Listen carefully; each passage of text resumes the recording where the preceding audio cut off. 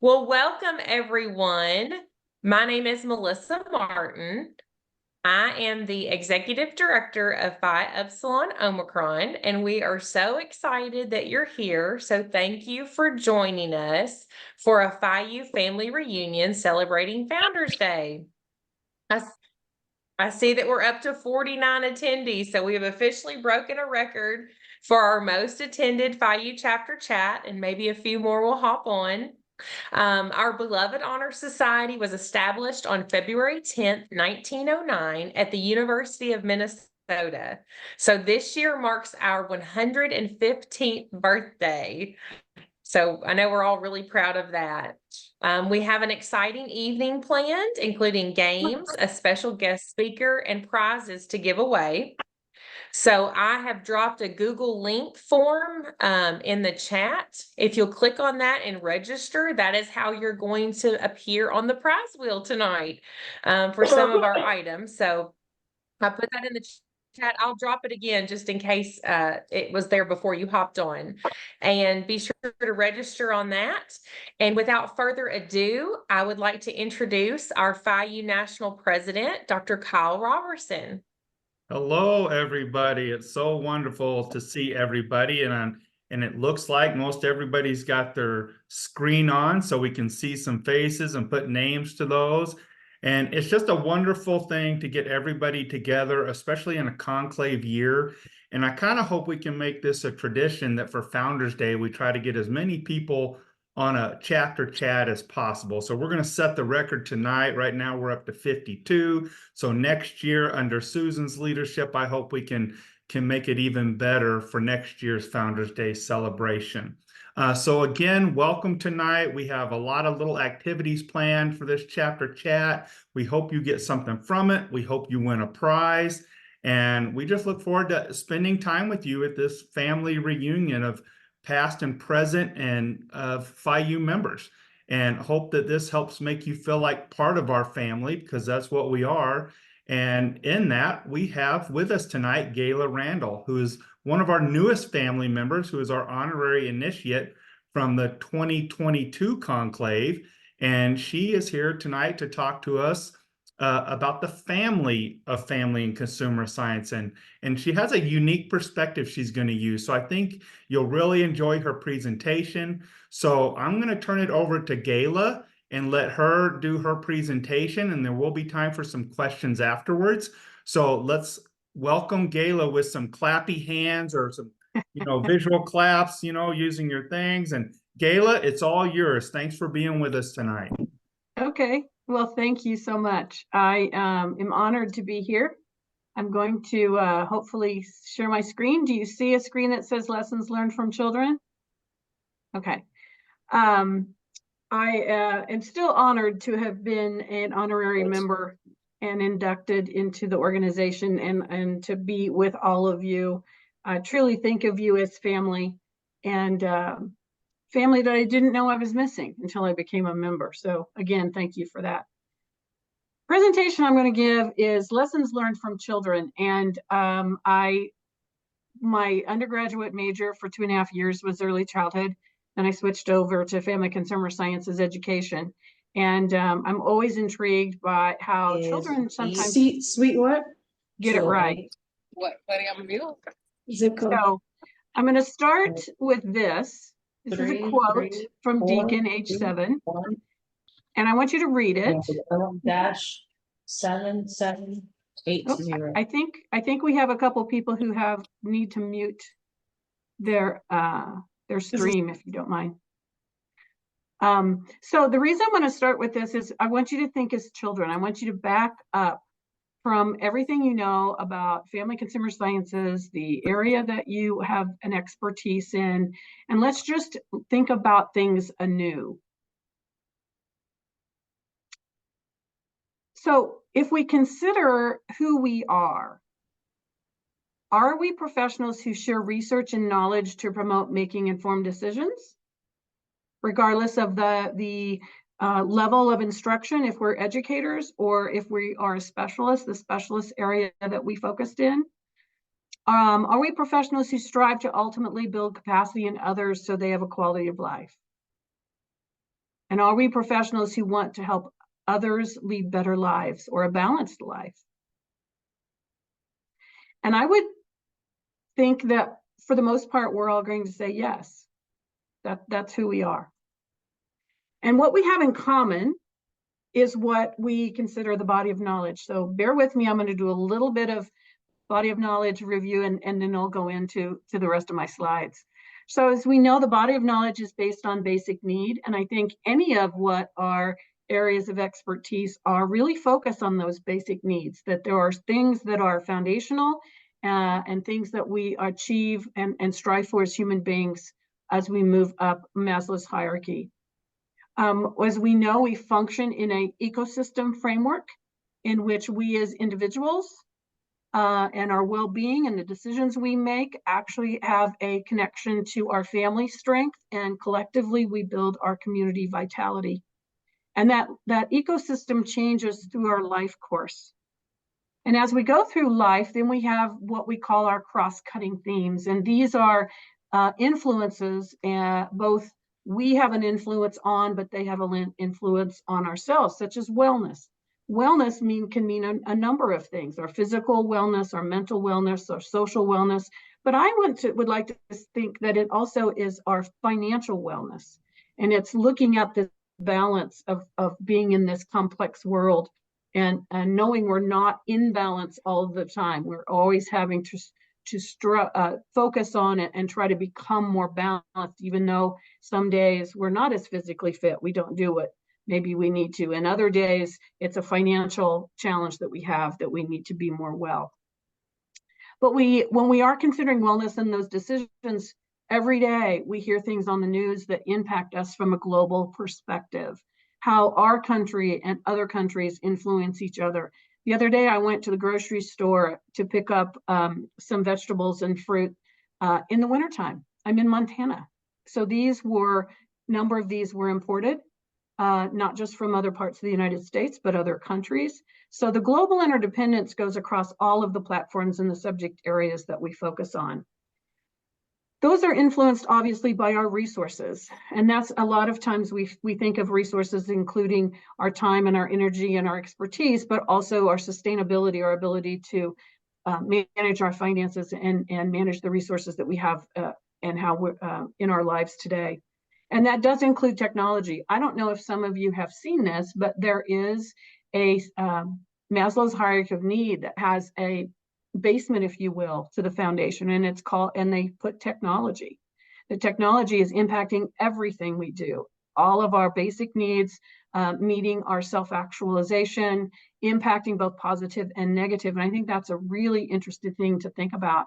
And then the capacity building is not only our own capacity to promote our own profession and work together as a family, but also empowering others to build their own capacity to handle their lives and their decision making.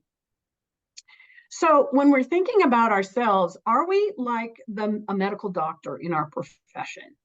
And by that, I mean a medical doctor in general, a general practitioner, physician, knows a lot about a lot of things and how they interact with each other.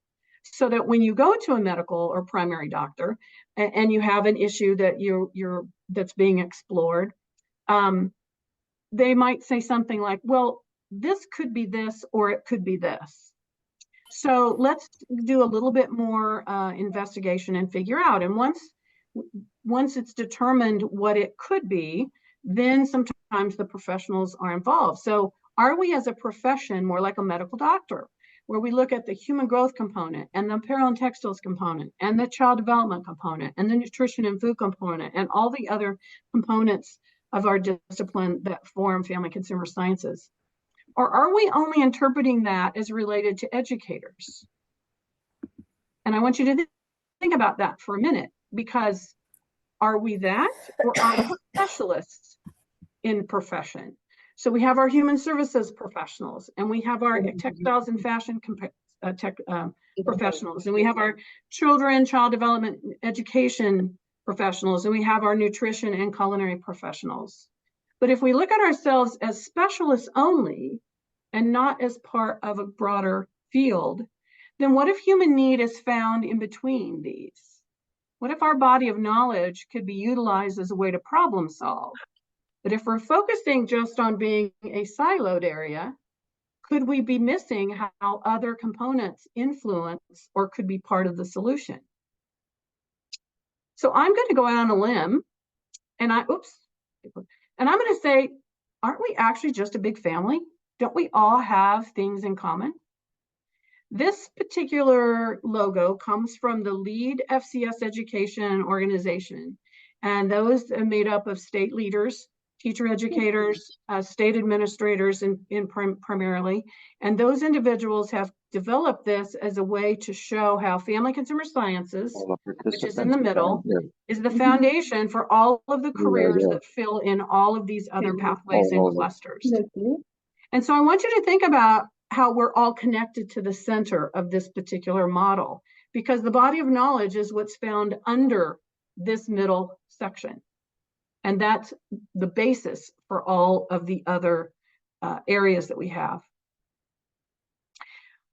So saying that we are a family ensures the following for its family members: a sense of physical ease or comfort.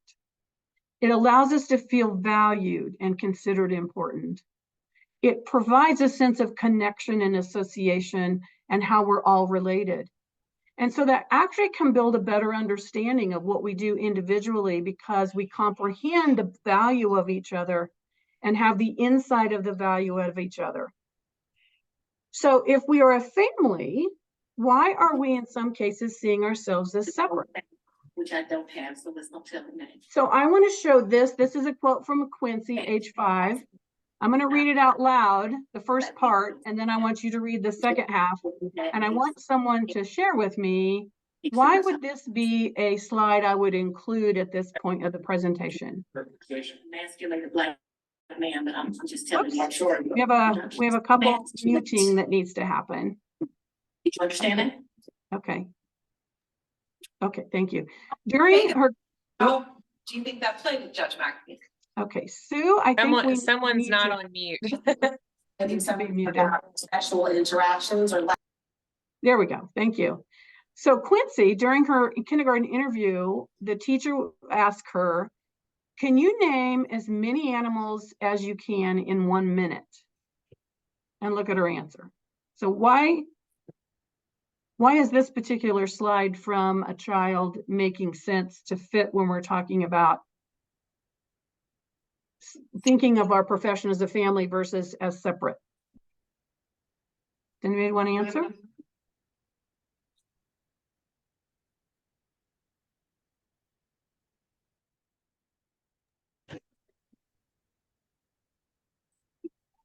Someone? Well, family means a lot of different things to a lot of different people. And Yeah. in this case, this was Quincy's family. Evidently, a dog, I doubt a lion, but probably the cat, the bird, and the dog. Yeah, well, and it's a case of interpretation and understanding. The teacher was asking him to name as many animals as they could, like a zebra or a lion or a dog. But the 5-year-old Quincy took that as I had to name them. My zebra's name is Jack, and my lion's name is Cassie, and my dog's name is Theo. So as we're looking at our specialty areas, we're looking at ourselves as a family, it all is a matter of interpretation. And we're all right, but let's see how we can maybe rework and come up with something that's a little bit more inclusive and including everyone in the conversation. So what can happen if we start focusing on our FCS family? To realize we need to think about this not separately with our own lens, but with one voice and speaking each other's language. So I'm going to give you an example. I don't know how many of you have seen or read this book by Adam Braun. I think it's from about 2014 or 15, called The Promise of a Pencil. And it goes through small things that a person can do to make change happen in the space around them. And there was a story within this book of a situation that was in a developing country of a large number of babies that were not, and young children that were not thriving. And so a group was asked to come in and help solve this issue of child health. And so they came up with the decision that what happened was the children were not getting the nutrition they needed, and that it would be best to supplement their food with formula. And these were children that were not weaned. And so they implemented showing the mothers how to make the formula, and then they left. And when they came back, the failure to thrive was worse than when they originally came. And the reason why it was worse is the individuals who were involved in the decision-making interpreted the child's lack of thriving with only the need that was lacking for the child. That wasn't necessarily considering, thinking about the cross-cutting themes, what technology do they have or not have? Well, they did not have access to refrigeration. They did not have access to basic need of water. And the mothers themselves were not able to utilize the formula because of the stipulations needed. Now, in some countries, that would work. In this particular area, it was not working. So they had to go back and decide the best route in order to help the children to thrive was to look at the mothers and what the mothers were eating. And what they found is the mothers were not eating, they were giving the food to the children, the other children they have in their families. So once they increased the health of the mother through increasing their ability to eat more healthfully, then their breast milk was more healthfully meeting the needs of the child. And so through the breastfeeding, that was the best option all along, but it was an issue of the mother's health, not so much the baby's lack of needing formula. So I wanted to share that with you because this is some of the things we can do when we work together. We can look at problem solving. We can look at it from a general broad field specialty area, like a medical doctor. And we can also look at it from the specialty areas and see where are the pieces and parts that might be missing that potentially the broad field specialist or the medical doctor, the family consumer sciences umbrella of all of us thinking together might be able to come up with aspects that we haven't thought about ahead of time. We need each other. And what can we do if we work together? Well, I went back and looked at some of the books that I have. This is Remaking Home Economics by Gwen Kay and Cheryl Nichols. Stir It Up, Home Economics in American Culture by Megan Ellis. You can kind of see that. And the last one, The Secret History of Home Economics by Danielle Dresley. And so I wanted to review those to think about what did we once have when we were considering ourselves as one big family. We still had our specialty areas, but we considered one big family. And these were just some of the highlights. In 1915, the United States Department of Agriculture opened its Office of Home Economics. It was later morphed into the Bureau of Home Economics with its own budget. In 1927, the Bureau distributed more than 2 million bulletins, and they had a budget equivalent to $2.5 million today. About this same time, AHEA was actively advocating on the Hill for our concerns and how we can be part of the solution at the grassroots level. Eleanor Roosevelt became a strong supporter of home economics, and she went on to support the cause not only at Cornell, but actually when she was First Lady. There were several national radio programming and publications she did that she quoted the practices that the discipline was trying to have individuals and families adopt. And in the first Carl D. Perkins Vocational Education Act in about 1985 or so, 84, it actually called out home economics, and we believe it was called out as valuable, and the list of the discipline content fields that were to be covered because of the foundational role it had in student success. So that's just a handful of the things that I found when I went through, and I know you all can have more things that you would discuss, but can we have that again if we start to consider ourselves as part of one big family? So I found this quote by Greta. She was age 4. She said, "I better go to bed now. I have a dream locked up in my heart that I need to let out." And so I'm going to share what my dream is for our organization and the individuals that we work with as we move forward, thinking about ourselves as one family. Could we please think about embracing we're all part of the FCS family, no longer having these silos, but thinking of us wholeheartedly. This quote from Augie, he's age 4, he found a pillar and outside, and the pillar didn't have a family or friends, so he brought him home to live with his family. So thinking about not so much the definition of what family means, but what it feels like. And some of an earlier slide that I said that we're connected, we feel valued. That's what we can feel in a much larger way, I think, if we consider ourselves working as a family. Let's do some strategic planning together. Let's have some targets that we want to reach. Gabriel, age 4, said, "Ow, my eye. I didn't know where my hand was going. I thought it wanted to rest behind my head, but it wanted to poke me in the eye." And so if we can think about strategic planning and what we can do together to promote ourselves as part of the FCS family, I think then we can have some next steps and move forward. And the last one is thinking about focusing on our capacity building, because we are stronger together if we think of ourselves as being part of a solution and not think about that we're individually trying to solve things, but involve each other. Oh, and that had a quote from Sawyer, age 9, that said, "You can make a wish, but it's not magic. People have to make it happen." And that kind of goes to my next slide, which I'm going to do a little play on words, and Kyle said I could do this. So Kyle is looking, I'm in the bucket here now. And he says, "Are you fixing your bucket?" And I said, "No, I'm just hammering it." And he said, "Oh, so you're trying to be annoying?" And I said, "Yep." So my point in moving forward is to think about this quote from Walt Disney, which is, "The way to get started is to quit talking and begin doing." And that's what I would like to leave us with today, is the thought that we can move forward as a family. We can move forward and think about things in a different lens and not think about having to only focus on our problem by ourselves. So I thank you very much. And I have my information here.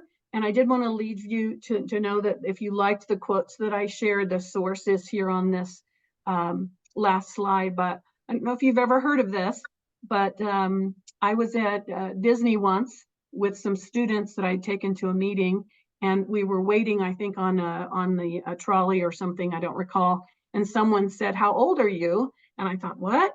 And they said, "Well, Disney age is taking the 2 digits of your name and adding those together, and that's your Disney age." So I'd like to leave you with the thought of a quote from me as a 9-year-old is, "I thank you for being part of our presentation today, and I hope that you're able to think about ourselves as a one big family." So thank you, Kyle. Well, thank you, Gayla, for a wonderful presentation. It makes me think about, from the mind of a child, how they would define family, and it's the people that are close to them that care about them and take care of each other. And so I think we do that in family and consumer sciences, and I sure hope that everybody else has that same feeling. I almost think you read my article in the journal, because you had a lot of points in there that I did in my last couple of journal articles. But let's open it up to some questions. We have time for 2 or 3 questions. Do we have anybody that wants to volunteer to ask a question of Gayla in her presentation?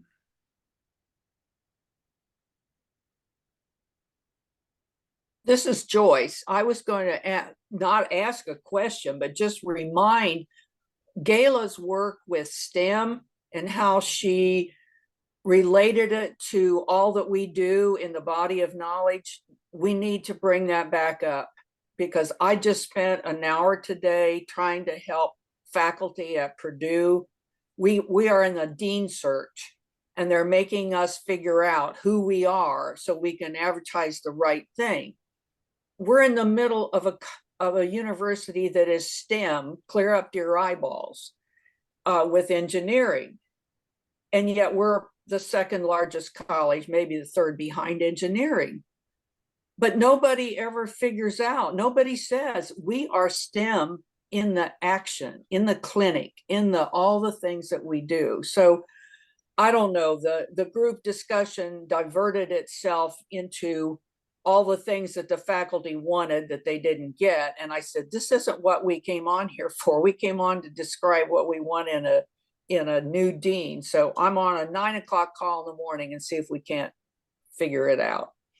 Yeah, it was interesting. The STEM work I did, it was in the early, like 2011, 12 is when I first started doing some research, and STEM doesn't have one definition, but the science area has a tendency to claim it as their issue, when actually engineering is the closest, and we are social engineers, if you want to say that, because our planning process actually that FCCLA uses is almost exactly the engineering process. And I also found that STEM is really only about two things. And one is problem solving using sciences. And the other one is collaboration and innovative thinking. And I don't know any profession that doesn't do both of those things so well as family and consumer sciences.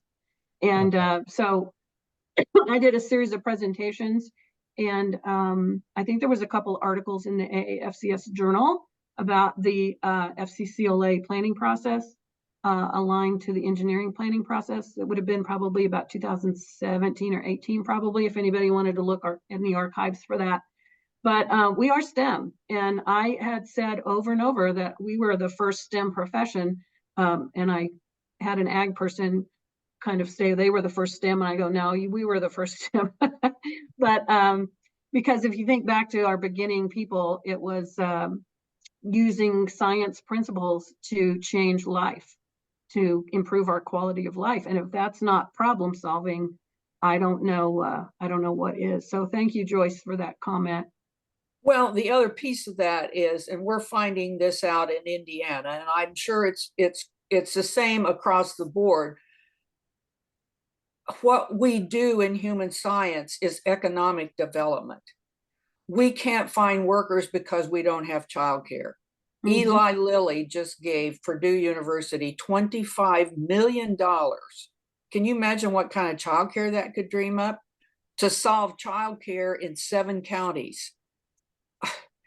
Because we can't put workers out because they can't find childcare, they can't afford it. We don't have the qualified workers. So, and I've just drilled down to everybody. I said, you better be talking to early childhood people at the university. You better be talking to all these people who have the science to back what best practices are in early childhood and all that. So I don't know. I don't have the energy to keep hammering the same drum. And I'm just trying to find younger people who can do this at the university level. Yeah. Well, the early childhood piece is national, and Department of Labor, both from the U.S. level as well as state level, have all identified it as an economic development factor. The issue does come down to the career cluster model. And it's not considered high wage. So a lot of states do not even include any instruction in the high school level as that being an option for careers. So that has to stop. Yeah, absolutely. I agree. Well, thank you for your question, Joyce. Do we have anybody else with a question for Gayla? I just wanted to make a comment. It's wonderful. I'm from the old school from way back. One of my favorite memories, and it's lovely to hear the heritage be acclaimed again. I was an undergraduate in 1958, and I heard Eleanor Roosevelt would be the keynote at AHEA meeting in Milwaukee. I wasn't about halfway through my program, but I don't remember exactly what she said, but she was an inspiration, and I think that theme has kept us going over the years, even though we've had some stresses. As I went through accreditation so many times with our department here at the University of Northern Iowa. I'm actually a graduate of Stout, but I headed the department here, and keeping all the areas together as a as a unit really saved us in so many ways, where in some schools at that time were splitting off into so many different specialties. And it's really important to that holistic approach. And thank you for, reigniting that interest and passion for that, because I think that's where our future is. I agree. I don't know how many of you know Dr. Carol Cullett. She was Dean of the College of Human Ecology at Kansas State University for a number of years, and I was very lucky to get to know her as a professional when I did some adjunct teaching for the university. And one of the first interactions I had was with her is she's a family consumer science, home economics education major. That was her initial entry into the profession. And she was a speaker on a panel, and this was probably be around 2005, 6, something like that. And she said something I'll never forget. And she said, we are in a period of time where the specialty areas are considered valuable and the generalists are not considered having value. But she said there will be a time when they can't solve problems without the broad field specialists because they can't see it. And it's not a negative per se on their specialty because specialties focus.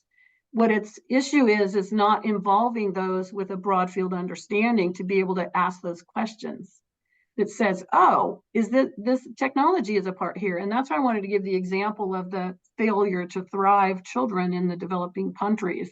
It wasn't until they looked at the family impact, the mother impact, they realized that was really the answer, because breastfeeding, it had to be how the children were fed, and they weren't weaned until they were, between 2 and 3 or older, because unless there was another baby, of course, that came along.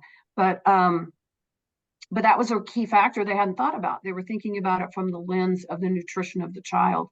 And I think I love being a broad field specialist because I do find myself asking questions like STEM. What is STEM? Why aren't we involved in these conversations in STEM? And this is, like I said, 2011 or 12. And once I started digging into it and asking questions, I was like, well, we are STEM. So then it was a matter of having to get the narrative to change to include that family consumer sciences was STEM. Absolutely. Great conversation. Ms. Reed, I think you have one more question and then we're going to move on. I would just like to make a comment. I'm of the era of Mary Franklin, and and I was just thinking that recently, within the last few years here at University of Minnesota, our home economics department or college really divided up and is no longer. So the specialties are in different places around the university. And I was just, as you were speaking, I was thinking, this is what I see happening and what I hear you addressing is kind of the natural consequence of some of that taking apart and some of that dispersal of our core group. And I remember when I was getting ready to do my master's degree and didn't know what I was going to do, I said, well, I like foods, but I don't have enough science background. But I'm going to go the route of family social science because everything kind of gravitates from that family. And that's the core that we kind of all that we can connect all these things to. And as you were speaking, I thought, may on your life, some of the things we did in the old days, Mary, you and I remember that.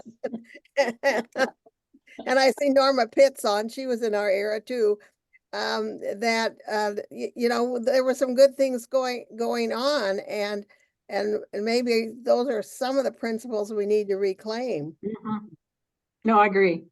I think so. I think what we need is a champion. We need a university that not only protects the multidisciplinary focus, but actually uses it as a model that shares how they've been problem solving, looking at the body of knowledge, making sure all their faculty have the connectivity, understanding that's needed, and be able to move that as the new model, because finances have driven a lot of those closures of those departments and colleges, because then you don't need the dean's office.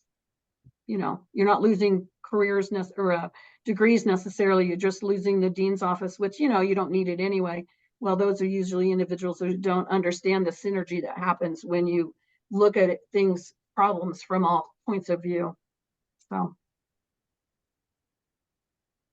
Okay, well, thank you very much. I think we could probably talk about this topic all night long, but we don't have all night, and I enjoy the conversation. But let's give Gayla a round of applause, whether you do it with an emoji or clap. Thank you very much, Gayla. We're going to move on to I put it in the link again for the prize wheel. I don't get it. I don't get it. How you get on that link? You Can click it. Can you click it, Mary? What happens Click when you what? click it? I don't know what to click. There's a link in the At chat. the bottom of your screen, do you see a chat? No. No chat. At the very bottom, along the I've bottom. got stop video, share screen, summary, companion, apps, notes, more. Try Click more. more. Click more, Mary. Okay. Oh, and then there's a chat. Okay. Then what do you do? And then in that chat, you should see a link that you can go on and register to be on the prize wheel. How many do you got loaded on the prize wheel now, Melissa? I've got 45. So while Mary's doing that, we'll have at least. I don't know what to do you now. know, It says type a message, but I don't know. Just type my name. I don't know what to Mary, do. Mary. That's my vintage. It's okay, Mary, but instead of typing, kind of scroll up a little bit and you'll see where Kyle put a message and there's an underline and you can. No, but Click there's a on- place that says new messages. Norma I Pitts just is the sent it first thing. again. Okay. Do you see something pop up, Mary? Oh, well, I don't need prizes. That's okay. Don't you have a message after Norma's that says Phi U Melissa Martin to everyone? Yes. Okay, well, that's the message you're looking for, Mary. And the information there, that's the words in blue that are underlined. Yes. And then I just words type my in. name. Click on there and then it'll give you the place to put your name in. Okay. Click on the Click things on in the blue, blue. on the Yeah, link. just click on the blue words. Any place. I did. Hey, Now I get a how whole about list this? of names. Mary, While she's working Mary, on I'm that, gonna register you. Okay. I'll register Mary. That shows why I graduated in 1961. That's okay. Mary, I'm gonna register you. Okay. I'll do it. I got you. All right, you're on there now. all Okay. right, let's see what our first prize is gonna be. And we have Okay, 10 and we'll total have a prizes couple of- tonight. We have Yes. 10 total We'll have prizes, a so couple you'll of want to different stay on. opportunities. So But let's don't see worry, who we'll our have first prize several winner is. opportunities. And we have a game coming up too. Okay, can everybody see my screen? Mhm. Yes. See the prize wheel? All right, we're gonna click to spin. And our first prize, I'll announce it first. I don't know. Well, here, let me stop the screen for just a second so I can show you what it is. Because we're so excited. We are debuting our new Phi U neck medallions. So if you can see that, it's so pretty. So that'll be our first prize for tonight. And I will share my screen and we will spin to win. All right. Here we go. The winner is Gina Carlson. Are you on? Yay, congratulations. Congratulations. Thank you. All right.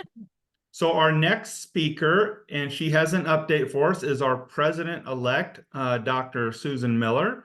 And she's going to share a little bit about the professional projects and the due date and just give us a little update there. So Susan, take it away. Thank you, Kyle, and thank you, Gayla. And I kind of fit into the same era as those others. So with my vocational home economics education degree back in the day, it was very much STEM, as I came out with a minor in chemistry. So I had 18 hours of chemistry. So I say it was very much STEM. So, but thank you for pointing that out to us. And so, yes, my name's Susan Miller, and I'm in charge of the professional project. And what I really want to encourage is for you to go on the website and look for the 2022-2024 guide for writing the professional project report. Well, first of all, you're going to need to get on and go to the vice president section, and then that'll give lots of other, but if you will follow the 2022-2024 guide for writing the professional project report, if your chapter will follow that pretty much to the letter, and be very explicit. We want you to do a great, amazing project, and it needs to base around our theme, family, the foundation and legacy of FCS. And so maybe you've gotten some ideas from our presentation this evening of something that you might do. I don't know, Disney's coming into my mind. So I've seen a lot of Disney tonight. Wonder what in the world I could do with that. So anyway, this is due, the chapter report for this is due May 1st. And Melissa helped me out here. Is that kind of like the scholarships? Is it has to be submitted by 11:59 or whatever? Is that Central Time? Yep. 11:59. It's Eastern. Yeah, It's and it's 11:59 Eastern. Eastern Time. Okay, 11:59 Eastern Time, and I'm sure that's in there, but we want you to be timely with that. And we had a very good turnout back in the fall with I did a whole presentation on the professional project, so I hope some of you attended that. And but if you should have any questions, I don't mind answering a few right now, Kyle, if you think we have time, or we don't have time. Okay, then No time for questions. The link no is time. in the chat, and there's a YouTube channel you can look at to get some ideas and to follow through. But thank you, Dr. Miller, for giving us that update. We look forward to some professional projects coming in.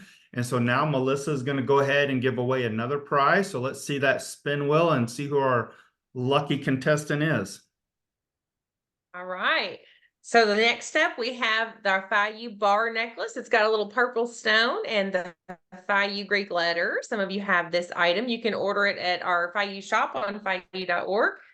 So I will share my screen and we will spin again. All right. Can we see the screen? Mm-hmm. Okay. And if you win some of this nice jewelry, we want to see you wearing it and sporting it at Conclave. That's right. All right, Sally Fortenberry, you're the lucky winner. Wow. And actually, I'm going to do one more. I think I was going to do two earlier. I'm going to do another one. Okay. So all what right. are you gonna How put up? about some Phi U car coasters? These are always come in handy. So we'll spin for some Phi U car coasters. Our winner is, ooh, so close, Isabel Rodman. All right, congratulations. Congratulations. So by registering, those things will be mailed out to you from the national office. Melissa's going to do that for us after, sometime this week, or maybe first of next week. It's close to the end of the week. But our next up to talk was going to be Diana, but she had a special event come up that she had to take part in to be part of her other family. And so Melissa is going to speak on her behalf to talk about the digital poster contest that's newly launched. So take it away, Melissa.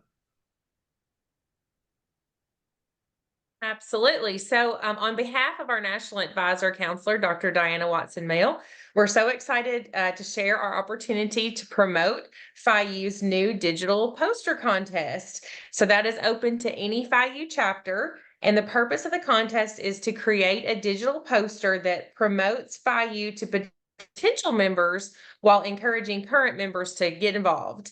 So there's only one submission allowed per chapter. The deadline is May 1st by 5 p.m. Eastern, and that's on the guidelines that are published on the website. The exciting news is that the top 3 winners will receive cash prizes ranging from $300 all the way down to $75. So you can find the official rules on the Phi U website, and I'll drop that link in the chat. Also, chapters have the opportunity to submit a chapter spotlight. So that's something that's been going for quite some time. That's just to get national recognition for the good work you're doing. So we know your chapters are serving in your communities and you're involved and you're making the world a better place, and we want to celebrate you. So you can submit that chapter spotlight at any time. You will be recognized in the candle or journal and or social media, and have the opportunity to receive a certificate and a shout out for your good work. So I'll drop both of those links in the chat. And then how about we do another giveaway item? Who's down for a giveaway? All right. I'm so excited. I want this one, but I won't take it. We have a new, I don't know if you can see it. Oh, I might have to turn my filter off. Oh, You see Cal's mine? got it. I'm no, Cal, you sporting went away. mine tonight. A I'm wearing Phi it on U purpose. sweatshirt. And on the back it Yay! says scholarship, leadership, and service in big letters. We have a new hoodie. Oh, I don't know if you can see it. So it's a new Phi U hoodie. So exciting. This one is an extra large. Everybody likes a big hoodie. So I will share my screen and we will spin it to win it. It is available to purchase through the website. But tonight somebody's going to win one. And it can't be me, even though I'm on the wheel. Jacob Stewart, you're the Hey, winner. Jacob. All right. Good deal. Congratulations. All right. So our next event that we're doing, I'm hosting a game, and everybody will have an opportunity to play. I'm going to share my screen now and give you time to register quick. It doesn't take but a second. So there on your, you can cut and paste that joinmyquiz.com. You don't have to have an account or anything. So when you pull up that website, you'll enter the game code of 335-600 and you'll get to join the game. And then as soon as we got a few people on here, I'll give you a second, then we can click start, and we have about a 10-question fun game about our history and Phi U. Oh, Marion's on. Adrian's on. So people are already getting populated. We got 5. All right. Hey, and just so you know, we hit a high number of 72 people joining our chapter chat tonight. So we have shattered the record. So Susan, I'm challenging you next year to beat that record of 72 participants for a family reunion of Phi U. All right, we got 12 on. Give everybody time to figure it out. It doesn't take long. I don't have the vaguest idea what to do. Oh, sorry, Mary. I wish we had somebody right there beside you to help. That's all right. You'll still be able to watch the screen and see, because it'll be on the share. You'll kind of see what's going on if you can't get registered. This is why you need grandkids around. All right, we got 23 on. Is that all that we want to play? Because we got the top 3 winners will earn a prize. We got 25 on. Out of 64. Some people may not be able to join because they're doing it from their phone and trying to do both at the same time. Might be kind of hard. There's 26. We'll give it another minute here. 27. And you can join in between if we do get started. So you can still log on, and who knows, you might be knowledgeable enough to still beat somebody that's already got a couple of answers. So and for sake of time, we are going to go ahead and start. We got 28 participants. All right, I'm gonna go ahead and click start. 29 are on. Good job. Do I need to give it another minute? I'm getting a couple of shaking heads. Yes, so we'll give it just another minute to let people There's figure a out. few who are having a little trouble. We're sorry, guys.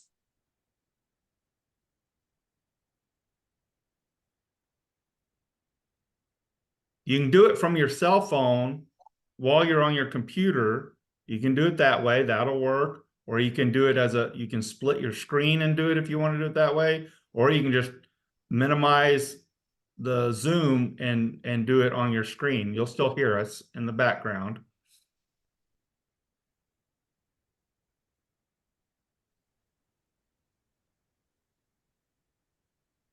We've got 31 playing. All right, I'm going to go ahead and click start, and you can kind of get the gist of what's going to happen here.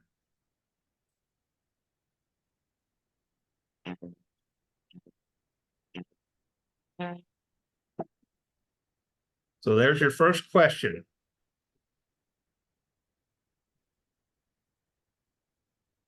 You have 10 seconds.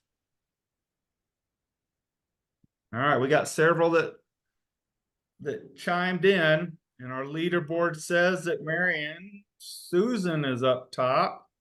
So there's where we're at. So here comes our next question.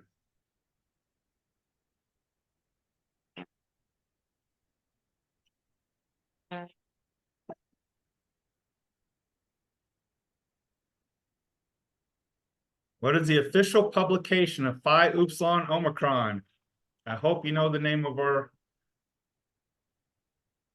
Does anybody know the name? Somebody shout it out.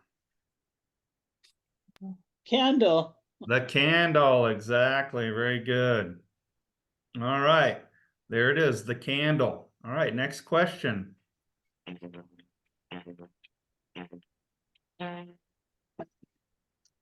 What do the colors violet, gold, and cream represent in Phi Upsilon Omicron? That could be the color white too.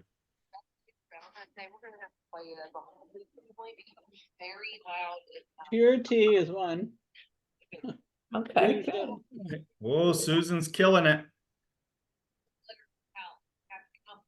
So light, honor, and integrity are what our colors represent. So here's our next question.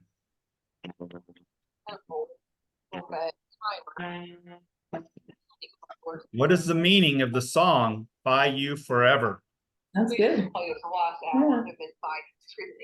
Anyway, my question for you is, do you still have the recipe or give me instructions on how to make flatbread? Somebody's mic is on hot.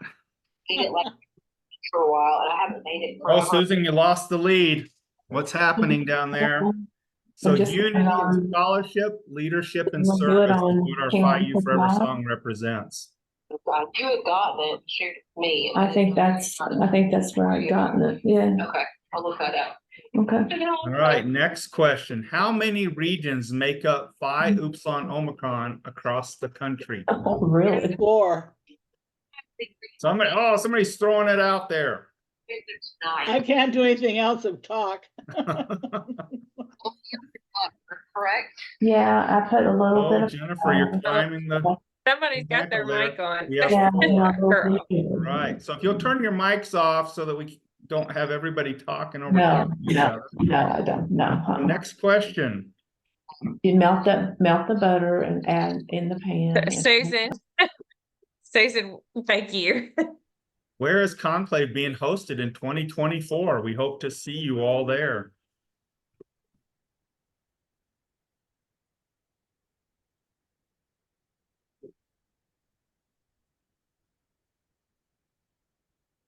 Jennifer's taking it away.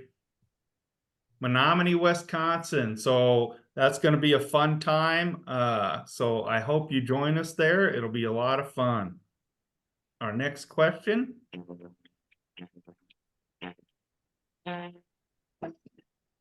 How many years old is our honor society?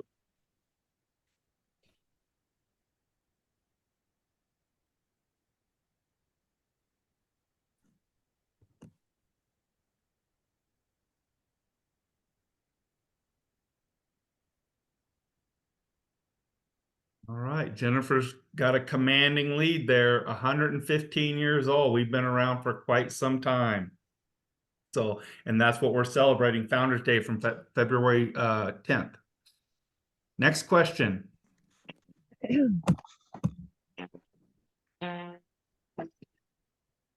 What year was our name Phi Upsilon Omicron adopted?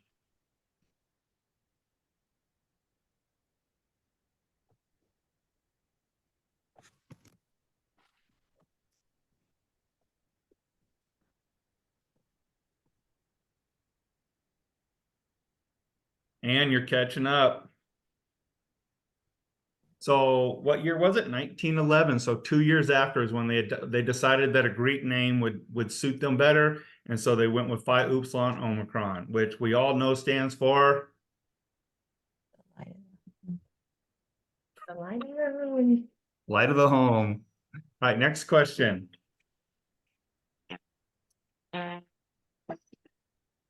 Who is considered the founder of family and consumer sciences or home economics?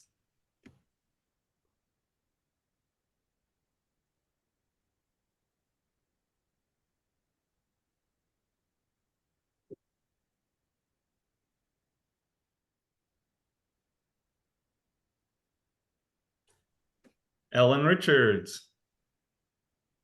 I think most of us probably knew that, but we got a lot of Catherine Beecher. So she is known for bringing kindergarten to public school system. That's what she's kind of her staple. Okay, so our final question, I believe. And then we'll find out who takes this away. In what state was our organization originally founded? No fair, my phone's stuck. Ah, Your phone froze. It didn't recognize my finger. It wasn't responding. Oh, shucks. So it was Minnesota. So we did have some other guesses, but Minnesota. So next question is going to take us to our leaderboard. Let's see who our 3 winners are.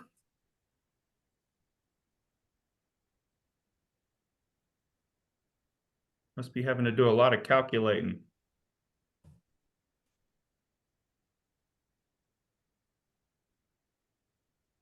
Well, Susan, you got 3rd. Does that make you happy? Jennifer, our most recent past president, got 1st. And Ann Pollins, our foundation director, got 2nd. Was that what it was? Did you get that written down, Melissa? tell me again. Oh, it's there. Jennifer got 1st. Ann got 2nd. And Susan Turgeson, I'm guessing that's who that is.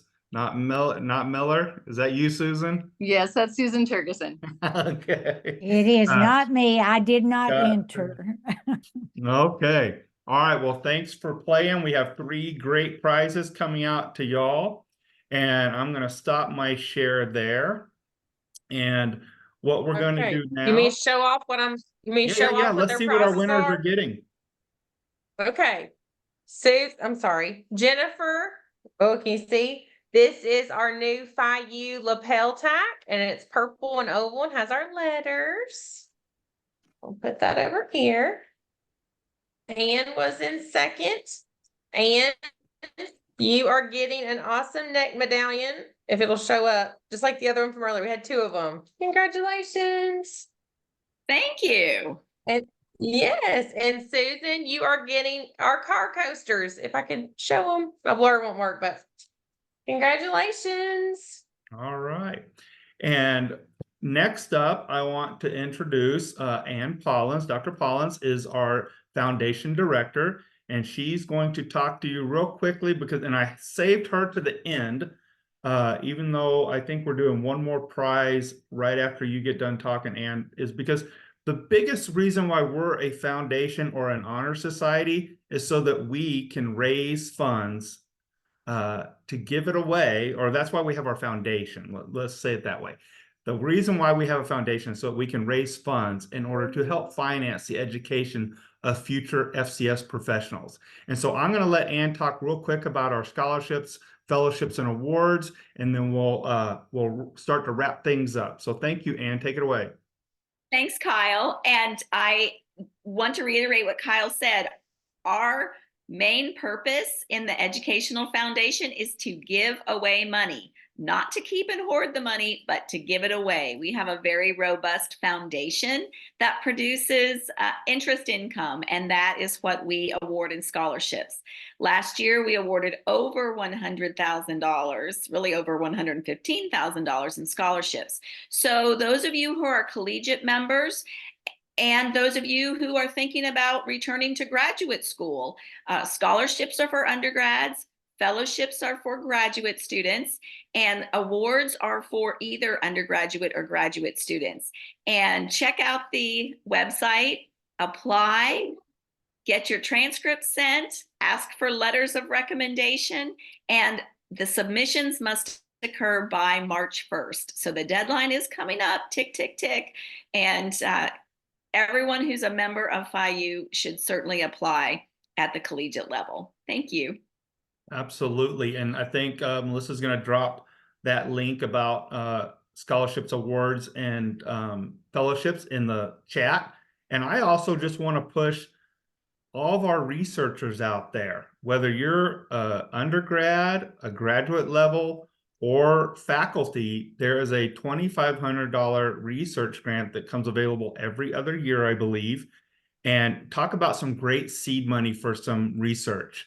And that's another one to think about that comes around biannually. So think about that one, because we would love to keep the research going out there in our field, because that's how we get known, as telling our stories through the research that we do. And so I really want to push that one as well. So we have one more prize to give away, Melissa, am I correct? We have 3 more. I Three went all more. out. All right, we got off We have cycle. 3 more. Let's do it. Toot, Let's see toot. who our winners are. Okay. I've got our new Phi U stickers. Oh, there you can see it. So I've got 2 of these. We'll give them away back to back.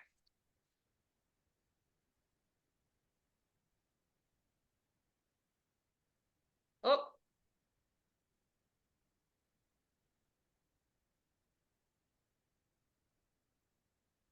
So if you've won, your name's been removed. Hannah. Hannah, congratulations. That'll go good on the back of your Congratulations, laptop. Hannah. All right, let's do it again.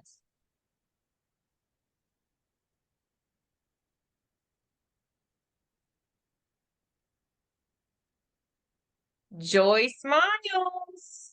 All right. Congratulations. Okay.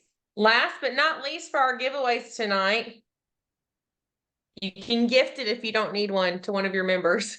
We are giving away a Phi U honor cord. Phi U honor cord. So students, cross your fingers.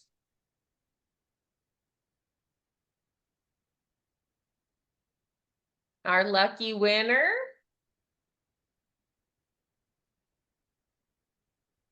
Lisa Woolsey. Congratulations. All right. Well, congratulations to all of our winners.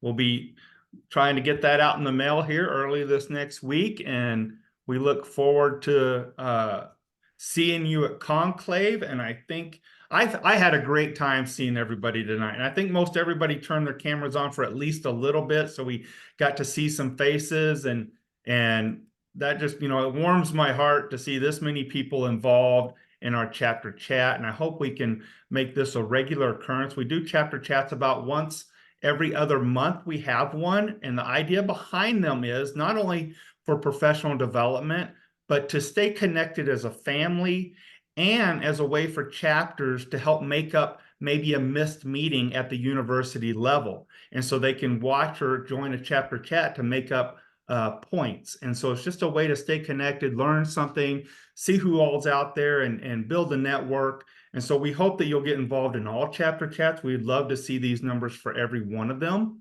But like I said, we busted a record tonight. We had 72 at the top is what I saw for participants tonight. And so this is recorded. We are going to put it out there. So if you want to share it with your chapter members that couldn't make it tonight because maybe they had class or a previous engagement, it is going to be on our YouTube channel.